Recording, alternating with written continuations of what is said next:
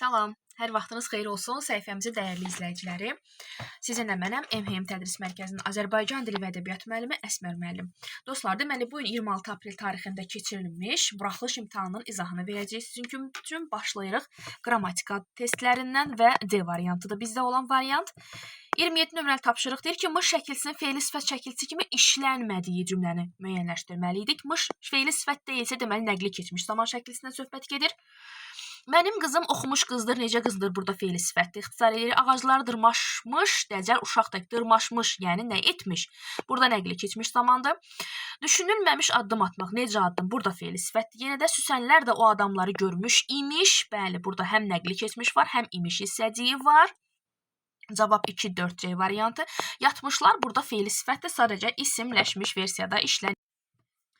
Sonra 28 nömrəli tapşırıq. Hansı cümlədə yenə də sifət işlənməmişdir?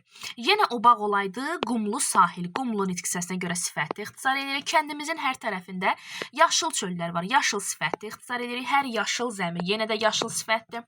O günkü güllərdən çəkildin kənar. Bu qərib halını, necə halını? Qərib nitq hissəsinə görə sifətdir.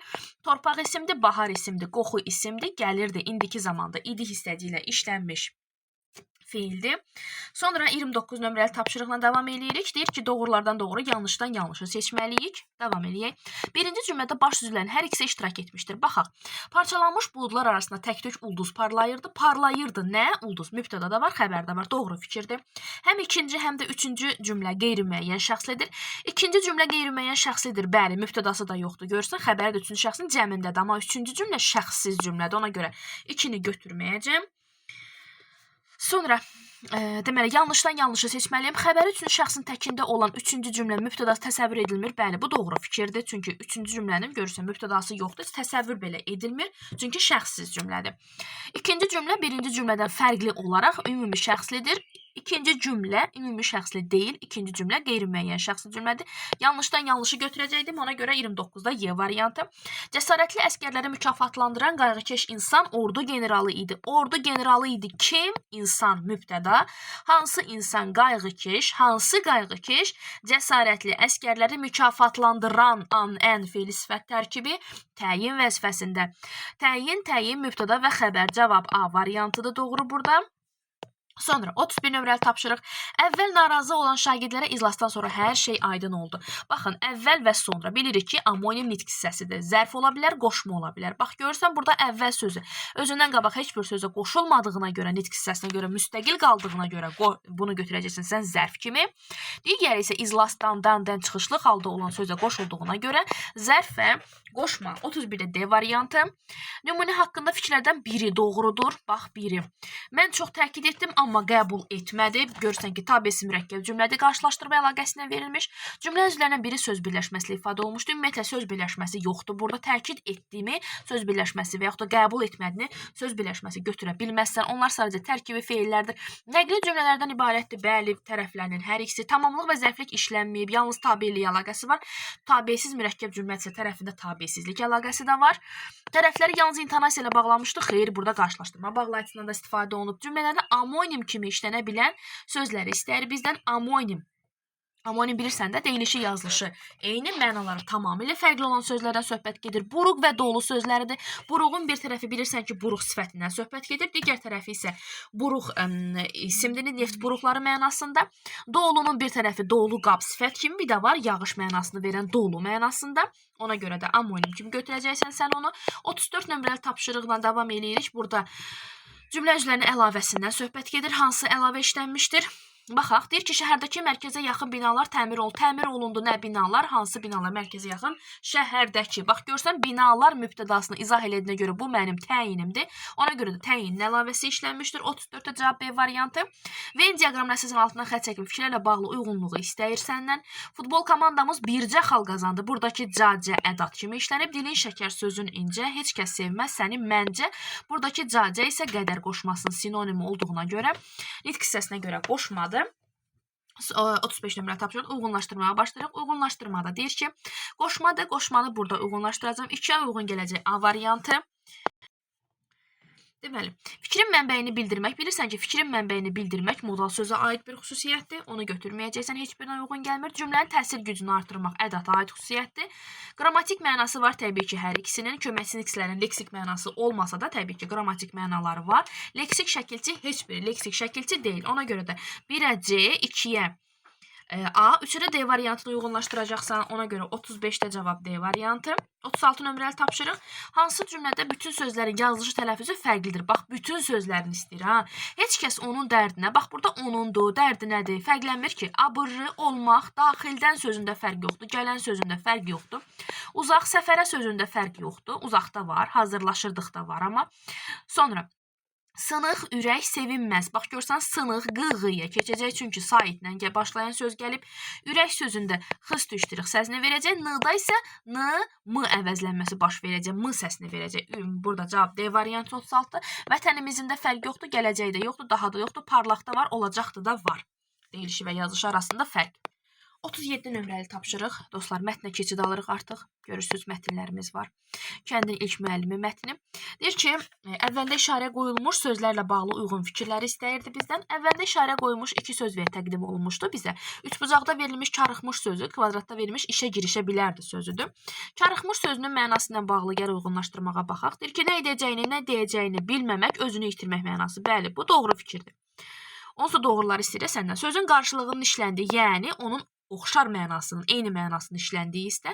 Qardaşım atamın dediklərini eşidincə çaşıb qaldı, yəni karıxdı, nə edəcəyini bilmədi. 2 də doğru fikirdir. Şəhərdən, üzr istəyirəm, səhərdən axşama qədər dayanmadan işləməkdən lap təngə gəlmiş. Təngə gəlmək bezmək mənasını verir, onun karıxmağa aidiyyatı yoxdur. Ciddiyyətlə bir işə başlamaq. Bəli, işə girişmək, ciddiyyətlə bir işə başlamaq. Yəni, bütün qabiliyyətini, bütün bacarığını ora həsr eləmək mənasını verir. Bu doğru fikirdir. İşə nəzarət etmək, xeyr, aidiyyatı yoxdur. İdarə, ona deyir, idarədə fərqli işə nəzarət etmək tapşırmışlar, xeyr. Yəni, nəzarət etmək deyil, işə girişmək. Ona görə 1, 2 və 4, 37 nömrəli tapşırıqda. Cavab C variantı. Sonra 38 nömrəli tapşırığa davam edir. Hansı deyimlə mətndəki əsas fikri qüvvətləndirmək olar? İnsanın cahil olmasını bilməsi biliyə doğru atılmış ilk addımdır. Xeyr, belə bir şey yox idi. Böyük adamlar kiçik işlərin çox vaxt səriştəsiz olur. Xeyr.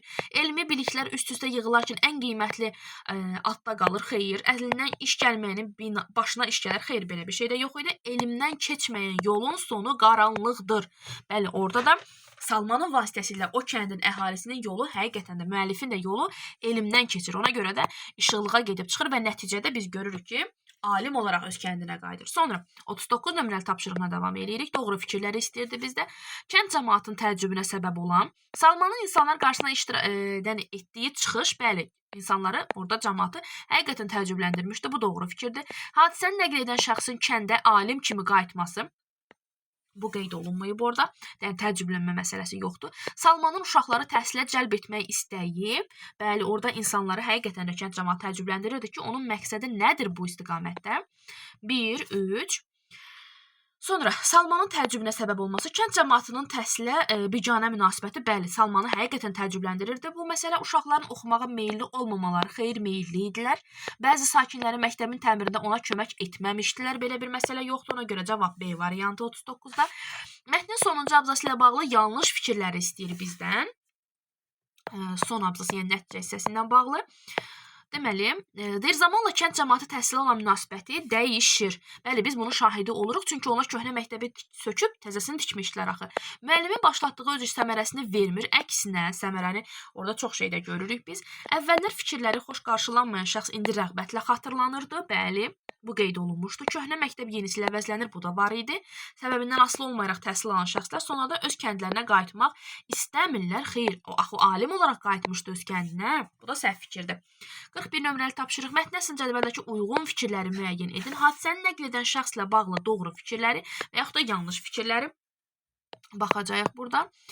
Deməli, Salmanın açdığı məktəbdə təhsil alır, onun yetirmələrindəndir. Nəql edən şəxs, bəli, bu doğru fikirdir. Digər sakin fərqli olaraq Salmana dövləni təmir edərək məktəbə çevirmək kömək etmişdi. Xeyr, belə bir şey yox idi. Salmanla bağlı yanlış. Cəmaatın məktəb binası üçün təklif etdiyi yerə etirazını bildirir. Bu yanlış fikirdir. Salmanla bağlı doğma kəndini məktəb açmaq təşəbbüsü narazı olsa da məqsədindən dönmür. Bu da yanlış fikirdir. Salmanla bağlı Sakinlərin məktəb asılmasına xoş qarşılamaması onun üçün gözlənilməz olur. Bu doğru fikirdir. Bəli, onun üçün həqiqətən də gözlənilməz olur. Təəccüblənmişdi axı eyni zamanda. 41-də C variantı. Sonra 42 nömrəli tapşırıqla davam edirik dostlar. Mətnə əsasən hansı hadisəni əsaslandırmaq mümkündür deyir. Müəllimin heç bir vəsaitdən istifadə etmədən uşaqları oxumağı öyrətməsi, bəli, bu var idi, qeyd olunmuşdu. Bunu biz əsaslandıra bilərik. Baxın. Həqiqətən o bizə bildiklərinin hamısını öyrədirdi. Yalnız 4 illik ibtidai təhsil alan bu oğlanın əlinin altında heç bir dərslik adi əlifba kitabı da olmadan necə cəsarət edib belə böyük bir işə girişə bilərdi. Bu qeyd olunmuşdu. Sonra 43 nömrəli tapşırıqda nöqtələrin yerinə uyğun gələn fikri istəyir bizdən. Burada nöqtələrimiz baxın buradadır. Deyir ki, bunun üçün uşaqları oxumaq lazımdır. Sizdən xahiş edirəm, mənə əl tutasınız. Baxın, variantlarda verilmişdi burada. Mənə əl tutasınız. Bəli, cavab B variantıdır burada. 43 nömrəli tapşırıqda. Deməli, mətndə üzərində rəqəm yazılmış sözlərin istəyirdi bizdən. Arasında uyğunluğu orada rəqəm yazılan sözlər cığırla və aləm sözləridir. Kontekstə görə istiqamət mənasını bildirmir. Bunu ixtisar eləyirik. Yəni, o bizə lazım deyil. Sonra, məcazi mənadadır. Bəli, aləm sözü idi. Məcazi mənada verilən 2-yə uyğun gələcək B variantı. Bu əsər Azərbaycan ədəbiyyatına yeni bir cığır açdı. Bəli, 1-ə uyğun gələcək C variantı. Sonra kəndin aşağısı ensiz və dar yollardan ibarət idi. Bu da ensiz və dar yollar cığır mənasında gedib. Deyir ki, cümləsində də ifadə etdiyi məna işlənmişdir. Bəli, düzdür. Çünki orada cığır həqiqi mənadaydı da, düzdürmü? Burada deyir ki, C-də, baxın, bu əsərdir Azərbaycanda yeni cığır açdı cümləsində kontekstdəki fərqli mənadır. Çünki orada cığır həqiqi mənadaydı. Amma burada Azərbaycan ədəbiyyatına yeni cığır açdı, məcazi mənadadır. Ona görə 1-ə C, D, 2B, heyvanlar aləmi təbiətin ayrılmaz bir hissəsi cümləsində kontekstdəki ilə eyni mənadadır, fikri səhvdir. Eyni mənada verilməyib orada. Fərqli mənadadır. Deməli, 1-ə C, D, 2-də B variantı. Ona görə cavab C variantı olacaq 44-də. 45 nömrəli tapşırıq. Mətnə əsasən cədvəl cavab kartında olur deyə dostlar, biz onu izah edə bilmirik. Mətnə əsasən əvvəlində rəqəm yazılmış ifadələrin qarşılığını istəyirdi bizdən. Əvvəlində rəqəm yazılmış ifadələr, birinci ifadəmiz tənginəfəs sözüdür, digəri isə əbəs sözüdür. Tənginəfəs sözünün qarşılığı nəfəsi çatmırdı, boğulurdu. Bu mənada da işlədə bilərsiniz. Deməli, ikinci sözümüz deməli, əbəs sözü. Əbəs sözünün bilirsən ki, yəni bax, məsələn, burada necə işlənir ki, onlardan kömək ummaq əbəsdir, yersizdir, mənasızdır bu mənalardan. Digəri isə, deyir, Salmanın şövqlə girişdiyi iş puça çıxmayıb, yəni boşa çıxmayıb mənasında da yəni işlədə bilərdiniz onun qarşılığı olaraq. Sonra, keçid alırıq digər mətnimizə, ağıllı layihə mətnimizdən davam edirik. 47 nömrəli tapşırıq. Nə istəyir bizdən? Şahzadənin layihə haqqında fikirlərini əsasən demək olar ki, Şəhzadənin layihə haqqındakı rəylərini.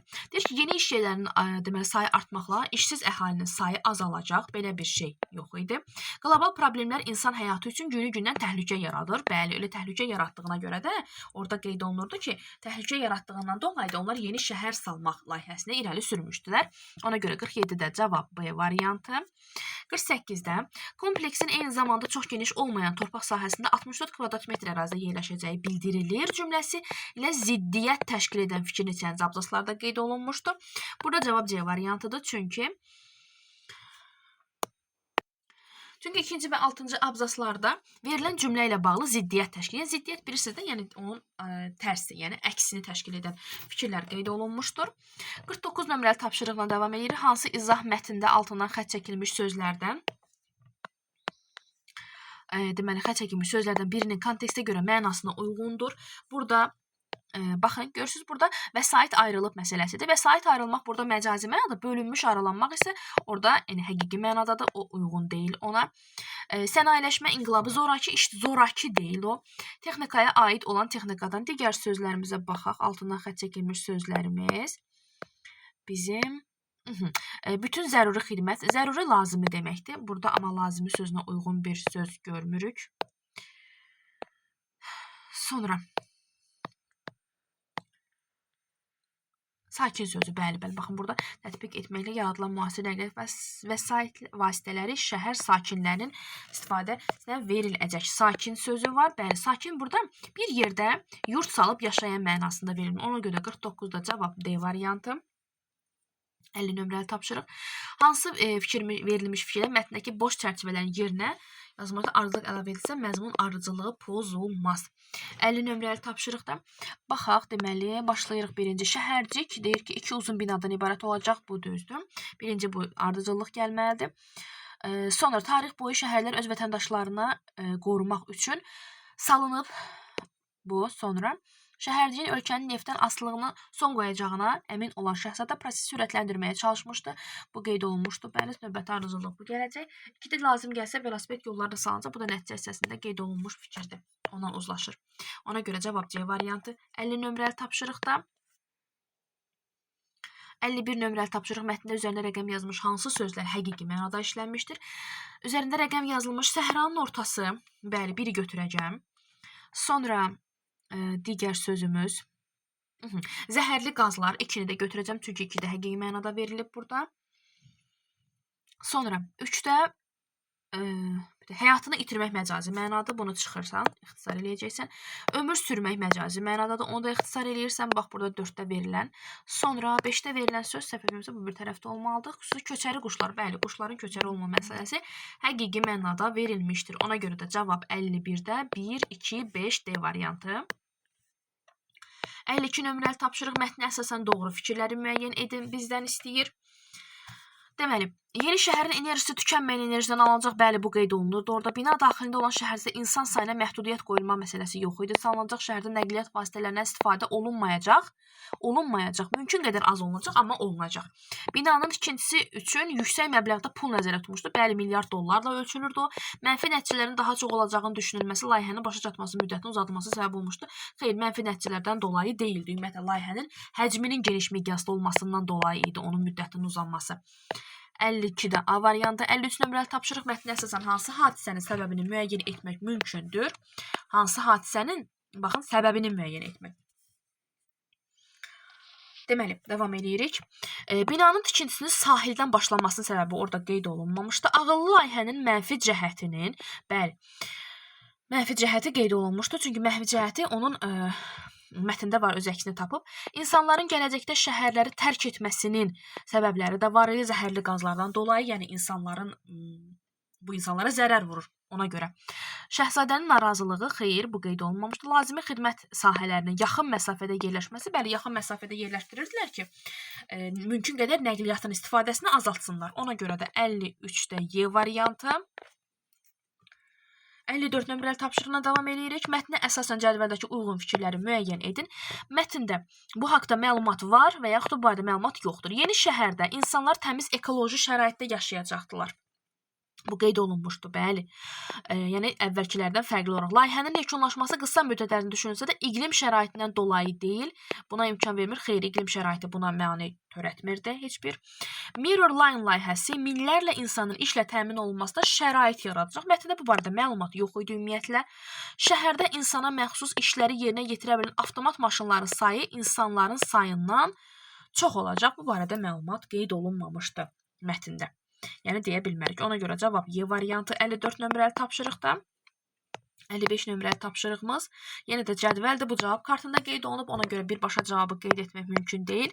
Nöqtələrin yerinə uyğun gələn həqiqi və məcazi mənalı ifadələri istəyir bizdən. Nöqtələrin yerinə gəlin nəzər salaq dostlar. Burada bəli. Deyir ki, hökumət səhranın ortasında yeni və müasir bir şəhər salmaq. Baxın, şəhər salmağı həqiqi mənada işlətməyi düşünsəm, şəhər salmaq niyyətindədir, şəhər salmaq fikrindədir. Düzdürmü? Bu mənim həqiqi mənada olan ifadəm. Bunu məcazi mənada işlətməyə çalışsam, hökumət səhranın ortasında yeni və müasir bir şəhər salmaq qərarına gəlib, yeni bir şəhər salmaq fikrini irəli sürmüşdür. Və yaxud da yeni bir şəhər salmaq təşəbbüs göstərir. Yeni bir şəhər salmaq təşəbbüsü göstərir. Bax, bu şəkildə də qeyd eləyə bilərdiniz. Həqiqi və məcazi mənada. Deməli, həqiqi mənada qeyd eləyəcəyik ki, niyyətindədir.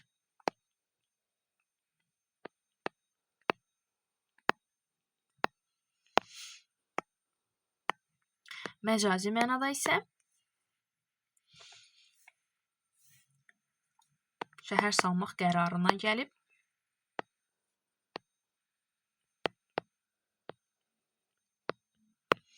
Yeni bir şəhər salmaq fikrini irəli sürüb.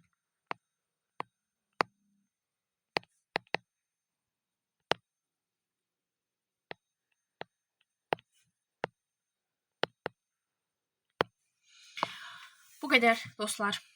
Ümid edirik ki, 9-cu sinifin bugün üçün, yəni son 3-cü zona üçün qeyd olunan imtahanında, keçirilən imtahanında həqiqətən də uğur qazana biləcəksiniz. Nəticələr çıxanda inşallah hər biriniz sevinərsiniz. Diqqətinizə görə təşəkkür edirəm. Çox sağ olun.